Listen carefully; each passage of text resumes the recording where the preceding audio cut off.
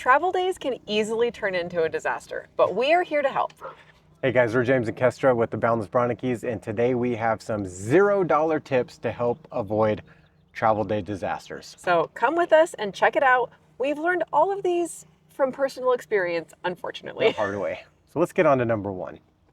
First is some stuff inside. So you want to make sure that you clean off your counters of everything. We have a bunch of houseplants, so we put all of those in the shower. And in the bathroom, we take a bunch of stuff and we just put it in the sink so it's not sliding around during travel day. The next thing is secure all of the things the manufacturer provided straps for. So our fridge needs to be buckled shut so the doors don't come open and stuff flies out. Both our couch and our dining chairs have buckles that hook them in there, and our TV, and we have to move a few things around in here for a little bit of Tetris. Secure those things. The next one is any cabinets that might come open. There's some different locks and things you can buy for this, but I use hair ties. They're so cheap. And so I just take these and I put them around the cabinet handles and stuff doesn't fly out. So those are some pretty simple things on the inside. The last one is making sure if you have slides that you vacuum under your slides. We learned this one the hard way. One rogue rock puts a big gouge in your floor. So vacuum under those slides before you bring them in, because there could be rocks, Legos, who knows what, but you don't want to deal with it. All right, so number two on the list is going to be emptying all of your tanks, your gray and your black for sure.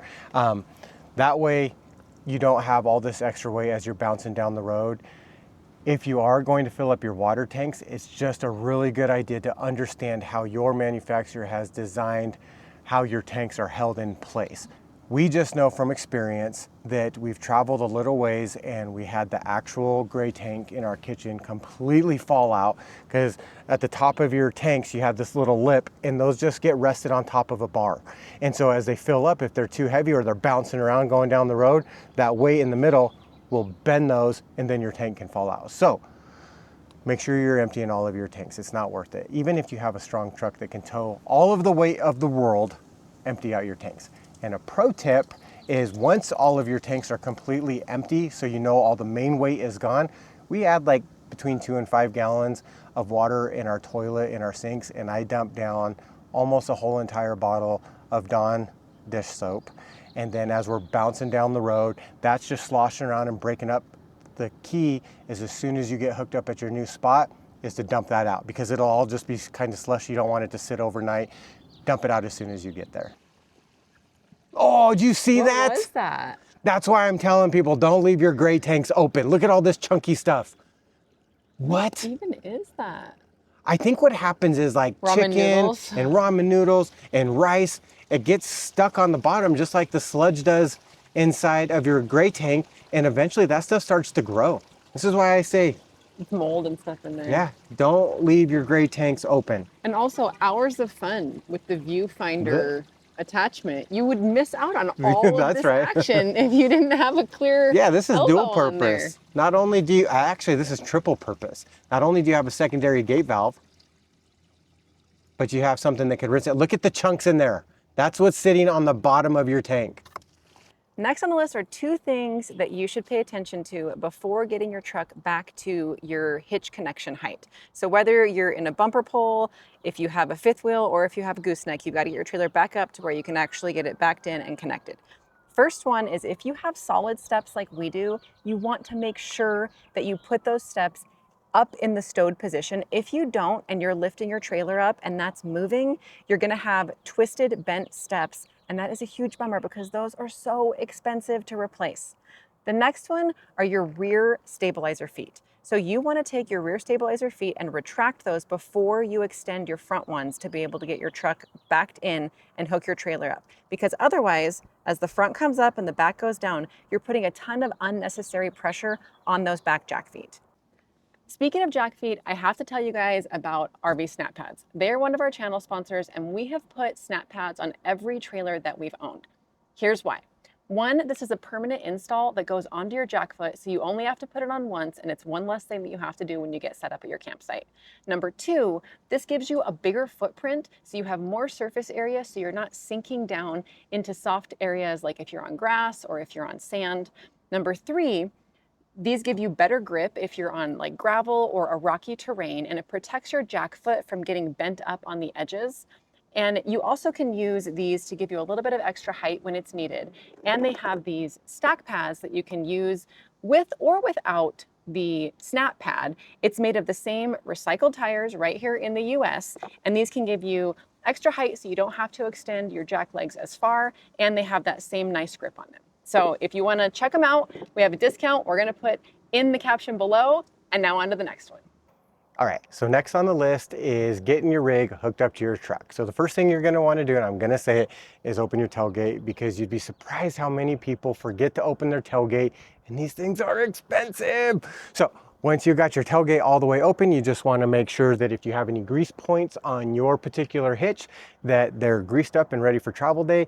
And then last, depending on what type of hookups you have, make sure your hitch is open and ready to receive the kingpin from your rig. The next thing to help you avoid travel disasters is twofold. One is check your route. And what I mean by this is make sure there's no road closures, all that good stuff, but make sure that you are using an RV safe route. So we actually use a trucker app that's on our phone. And so we plug in all of our height and weight and length and everything. And so it lets us know if we're safe to go down that route. The next is check the weather. And yes, check the weather where you're currently at, and then also check the weather in your destination. But you're going to want to check some of those spots in between, because we've had a couple times where it was great where we were at, great where we were going, but right in the middle in Texas, there was a huge thunderstorm or a flood. So check the weather all the way along your route. All right, before we show you guys the very last one, let us know in the comments below, like if we're missing something, or if you have a really good travel day tip, particularly if it costs you $0. Yeah. Or tell us a travel tip that you would recommend because you had something happen, or you saw it happen to somebody else and then went, I'm never gonna let that happen to me. That's right. All right, let's go to the last one. I did this both in the military and in the fire department, and they were requirements. So anytime your vehicle moved, before you could move your vehicle again, you had to do what's called a 360-degree walk around. So that's what we do.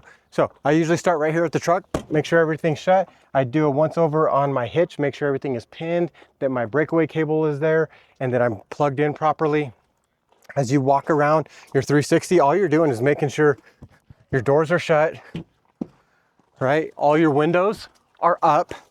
Make sure that you got both of your chocks. If you got those plastic ones and you forget this, you're gonna flatten them. Windows, making sure all my slides came all the way in. This is also a really good time to just make sure you didn't drop anything and leave anything. But you got bike racks, make sure your bikes are all secured. It's literally kind of like we used to say, just touch everything, right? So also you're gonna be looking at your tires. We did this before already, is just check, if you got long travel days, check the pressure on your tires. This is always a big one. Oh, you got it, good job, baby. Make sure your door is locked, and most important, make sure your awning is all the way in. Do not forget that step. As a matter of fact, quick story, a month on the road, my dad teamed up with us in Northern Nevada. We're going across I-80. He did not do that. And going into a construction zone, it flew out, ripped completely off, went all the way up and over his trailer, caused all kinds of damage. But avoid that by just checking it. Again, and if you're going a long distance and you're gonna be stopped in a lot of places, maybe lock your doors. One of the last things I do, this is a controversy, let me know what you think in the comments, but, oh, we're almost out of propane. But I turn my propane off as well. We've heard some really good stories from people that follow us about driving down the road, their propane getting blown out, and somehow it igniting and blowing up their rig, I don't know. But, so then, last thing we do is a quick little brake light check. All right, so if you like that, thank you so much for tuning in and following us. We really, really appreciate and love you guys. Don't forget to like, subscribe, leave us a comment, let us know what you thought of this. Don't forget to check out our Now Wednesday shows as well as our Sunday shows, and we'll see you on the next one.